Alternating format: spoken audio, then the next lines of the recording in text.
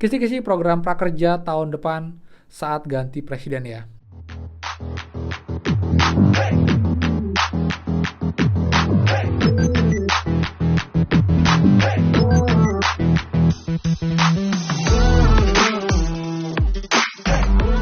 Semua kembali lagi di channel Aryawan Agus. Jadi thank you banget buat teman-teman yang udah stay tune di channel ini.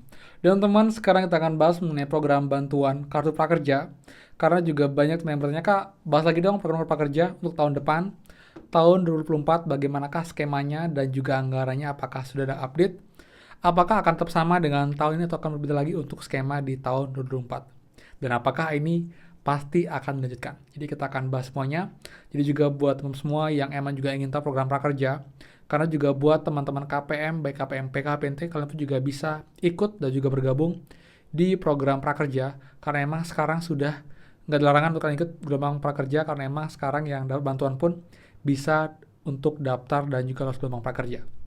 Jadi buat lengkapnya, bagaimanakah update prakerja tahun depan, apakah akan dilanjutkan, lalu juga bagaimana skemanya dan juga anggarannya plus kuotanya, kita akan bahas semuanya. Jadi seperti biasa, buat yang baru join dan juga belum subscribe, silahkan kalian subscribe dan juga nyalakan loncengnya, agar tidak ketinggalan info terupdate mengenai PKH, BPNT, PIP, dan juga program prakerja untuk teman-teman semua. So, pastikan kalian stay tune. Dan teman, sebelum kita mulai, please bantu supportnya dengan cara klik tombol like dan juga komen bawah bagaimana bantuan kalian. Dan juga jika ada question tentang prakerja, kalian bisa komen di bawah teman. Jadi buat yang sudah like, subscribe, komen, dan juga share, terima kasih banyak. Semoga rezeki kalian dilancarkan teman-teman. Oke teman, jadi kita bahas sekarang untuk program Kartu Prakerja.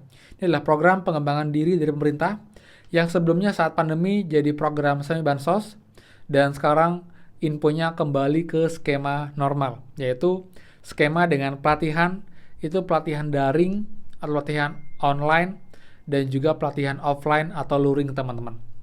Jadi ini pun sekarang tidak ada lagi untuk kelas-kelas yang hanya menonton video, tapi minimal kita bisa dengan Zoom atau kita langsung bertemu langsung dengan pelatihnya. Jadi harus kalian tahu juga, ini skema yang baru, skema di tahun 2023, dan menurut teman-teman ini program prakerja itu positif akan dilanjutkan di tahun 2024. Ini pun juga sudah diinfokan, karena menurut informasi juga, karena program prakerja diklaim bermanfaat, jadi kartu prakerja dilanjut sampai dengan tahun 2024 walaupun sudah pergantian presiden. Itu juga saya kutip dari berita Republika teman-teman. Jadi mungkin kita akan screenshot biar juga lebih clear ya infonya ya. Oke ini teman, jadi diklaim bermanfaat, kartu prakerja berlanjut tahun depan.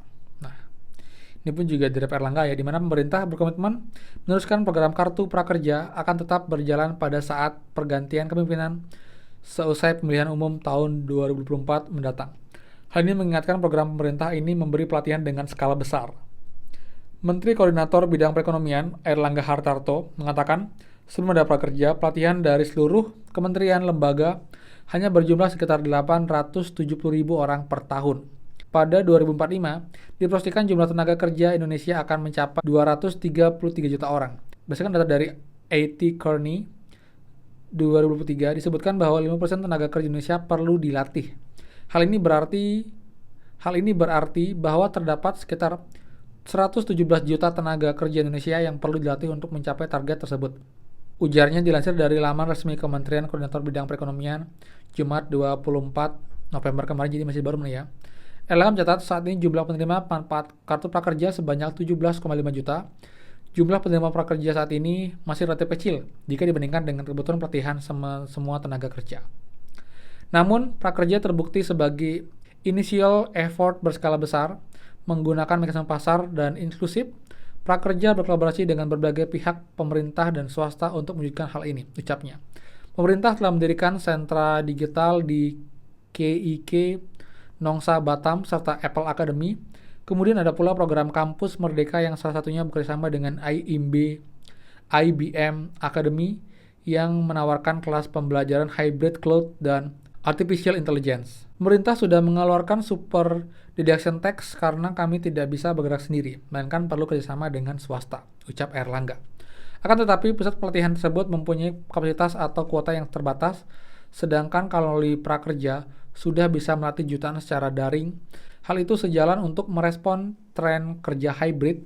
Misalnya ilmu prakerja terutama yang perempuan banyak bekerja remote sebagai web designer dan customer service.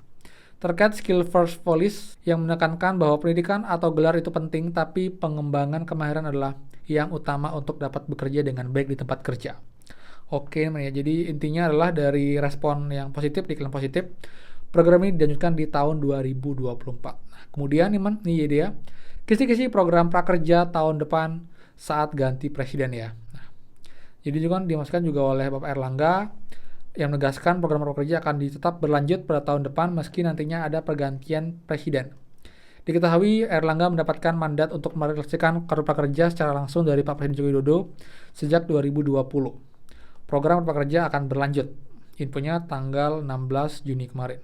Meski belum memberikan bocoran tentang rencana kartu prakerja setelah 2024, Erlangga menyampaikan khusus tahun 2024 jumlah penerima dan anggaran yang disediakan sama dengan 2023. Tahun depan 2024 anggaran dan jumlah penerima hampir sama dengan 2023, ujarnya. Pada skema normal yang mulai sejak Februari 2023, pemerintah menargetkan sebanyak 1 juta penerima kartu prakerja dengan total anggaran senilai 4,37 triliun. Secara rinci, anggaran tersebut terbagi menjadi 2 fase. Untuk semester 1, 2023, pemerintah melalui Kementerian Keuangan Kemenku menyediakan 2,67 triliun untuk 565.000 penerima. Semester 2, 2023, melalui DIPA Bendahara Umum Negara BUN, Kemenku memberikan 1,7 triliun untuk 405.000 penerima. Adapun manajemen pelaksana program PMO Kartu Prakerja mencatat sejak 2020 hingga Juni 2023 telah ada 17 juta penerima kartu prakerja dari 55 juta orang yang berpartisipasi dalam program tersebut. Pada kesempatan yang sama, Direktur Eksekutif PMO Kartu Prakerja Denny P. Purbasari menyampaikan program ini juga telah menyentuh 498 kabupaten kota dari 514 kabupaten kota yang ada. Dari skema semi bansos, semua kabupaten kota tercover, tapi sekarang untuk skema normal daerah tersebut kita lihat sangat kecil. Hanya 16 yang belum tercover dan semua itu di Papua. Nah, jadi teman-teman, kita bisa lihat ya, untuk kisi-kisi skema program prakerja sepertinya akan sama dengan tahun ini, teman. Jadi skemanya tidak berubah, masih skema normal. Dan untuk pelatihannya masih luring dan juga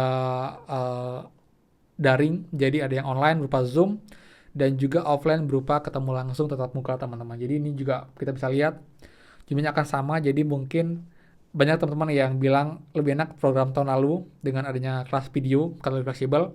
Tapi ini teman pemerintah kita lihat sepertinya tidak perubahan di akhir-akhir tahun. Jika memang nggak ada, ya artinya tetap akan seperti ini. Jadi semua itu sih update untuk prakerja. Jadi kemungkinan prakerja akan dibuka di bulan Februari tahun depan dengan skema yang sama, skema normal, pelatihan online dan juga offline. Dan untuk pembagiannya mungkin akan tetap sama ya. Jadi akan dapat itu 4,2 juta, tapi 3,5 juta untuk pembelian pelatihan, insentif 1 kali Rp600.000, dan juga dapat survei Rp100.000. Jadi untuk uang tunainya hanya Rp7.000 dan sisanya untuk beli kelas, teman-teman, seperti itu. Yang jelas kita akan juga untuk pelatihannya. Jika memang ada kabar terbaru mengenai update prakerja yang bahas, karena juga banyak misalnya juga emang yang subscriber lama adalah subscriber dari program prakerja seperti itu. Jadi buat teman-teman sekian infonya, semoga apa suka, please kan like, comment, dan juga share info ini. Dan juga buat yang belum subscribe, silahkan subscribe dan juga nyalakan loncengnya. Saya Aryawan Agus dan pastikan kita ketemu lagi di next video. Dadah.